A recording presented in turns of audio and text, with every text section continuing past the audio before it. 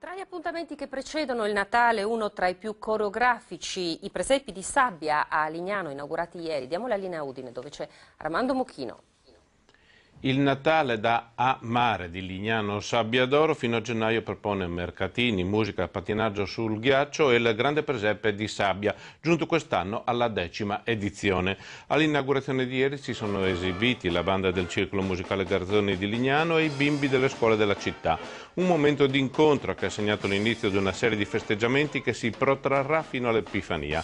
Il grande presepe di sabbia, giunto alla 10ª edizione, che lo scorso anno ha totalizzato 40.000 visitatori, vede quest'anno approfondito il tema del perdono, che passa attraverso un percorso contraddistinto dai 7 vizi capitali.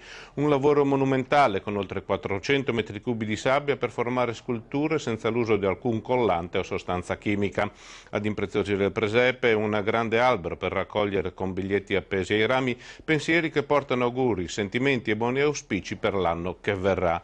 Questi weekend e dal 22 dicembre al 6 gennaio sarà aperto anche il mercatino di Natale a cura della Praloco, che per il terzo anno consecutivo cura anche la pista di pattinaggio su ghiaccio ecologico. Linea allo studio.